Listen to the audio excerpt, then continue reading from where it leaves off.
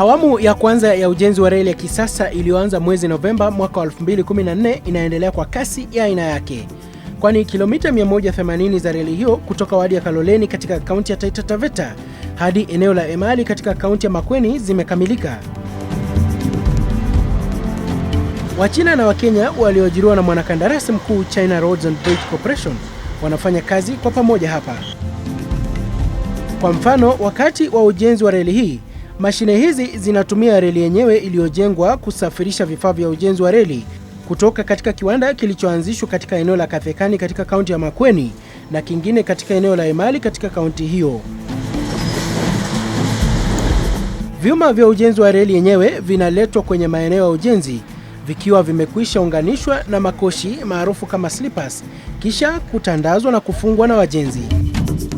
Katika sehemu ambazo kuna madaraja, sehemu hii iitwa mhimili au kwa kimombo beam inalazwa hapa kwa kutumia mashine nyingine na kisha kufungwa na kusitiriwa na wajenzi.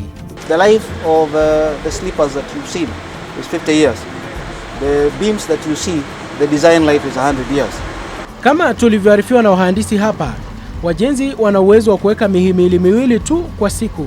Hivyo ujenzi wa daraja unachukua muda mrefu sana, tofauti na sehemu zilizoinuliwa kwa kutumia mchanga.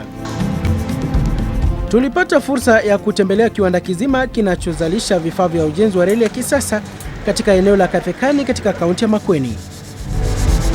Hapa mihimili inakarabatiwa kwa ukamilifu na reli kuunganishwa na makoshi au slippers 44 kila sehemu. Hali hii inasaidia kupunguza muda wa ujenzi wa reli, kwani sehemu hizi zinasafirishwa kutoka hapa hadi kwenye maeneo ya ujenzi wa reli ya kisasa na kuunganishwa moja kwa moja. Welders, steel benders, hiyo ni kwa upande wa Kenya, na operators wa machines kama hizi crane, forklift, shovel na vile vingine vya kutumika kwa earth movement. Alafu wa China nao ni wanafanya kazi ya experts ama engineers, kwa sababu kuna ule ujuzi ambao wa China wako nao sisi hatu, kama mambo ya pneumatics. Mhandisi John Njeru anayesimamia sehemu ya pili ya reli hii anasema kuwa reli hii ina madaraja 22 katika mbuga ya wanyamapori ya Tsavo. Anasema kuwa uamuzi wa kujenga madaraja haya ulitokana na nia ya kuwawezesha wanyamapori kupita na kuvuka barabara kuu ya Mombasa kuelekea Nairobi bila kutatizwa na reli ya kisasa. The subgrade, these works on the soil and compaction and all this is at 98. As of last week, it was at 98.8%, section 2 completion. By the end of this month, March, we shall be finishing the works, early works.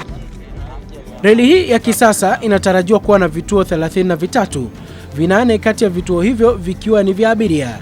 Kituo hiki cha gari moshi kwa jina Simba ndicho kituo pekee kilichokamilishwa.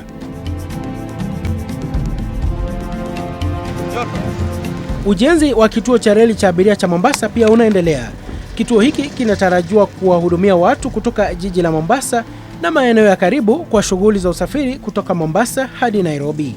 Ukarabati wa eneo hili ambalo liko katika bandari ya Reitz katika jiji la Mombasa ndilo litakuwa kituo kikuu cha reli ya kisasa ambayo itaanzia hapa na kuelekea katika eneo la Mariakani na kisha kuelekea Nairobi. Now in this yard we are going to have 12 railway lines for that marshalling of wagons, and with a future expansion of 6 lines. What is down there, the shoreline was where we are standing. So all these up to this rock wall there is reclamation of the sea. Reli hii inatarajiwa kusafirisha mabohari mengi ndani ya nchi kutoka katika bandari hii ya Reitz na kupunguza msongamano wa magari katika barabara kuu ya Mombasa kuelekea Nairobi. What we are targeting is 8 trains per day, and considering every train is carrying about 100 containers, that is 800 containers at least we must have that per day here. But the storage is much more than that. It's extremely important for us as a country to ensure that there is free movement of goods and people. And the SGR has nothing to do in anything else except providing people opportunity to move from one point to the other. Ukarabati wa sehemu ya pili ya reli hii kutoka Mombasa hadi Nairobi unatarajiwa kukamilika mwezi Juni mwaka ujao.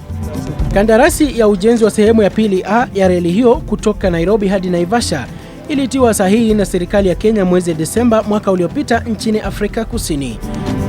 Sehemu hiyo itagharimu shilingi bilioni 150, pesa ambazo ni za mkopo kutoka serikali ya Uchina. Some of the loans are concessional, which are at 2% flat, which is very competitive.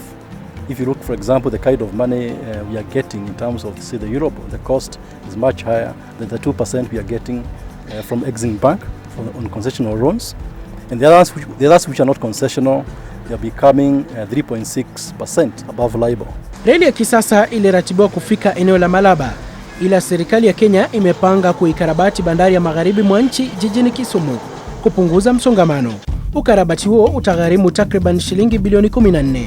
We did the port in Kisumu for one reason, to hedge against the risk in case the railway goes to Malaba at the port with the border with Uganda, and for whatever reason the railway does not proceed from Malaba.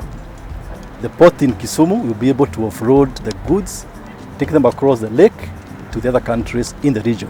Wizara ya Uchukuzi imesema kuwa mkataba kati ya serikali za Kenya na Uchina wa kuendesha shughuli za reli ya kisasa nchini utaendelea hadi mwaka wa 2031.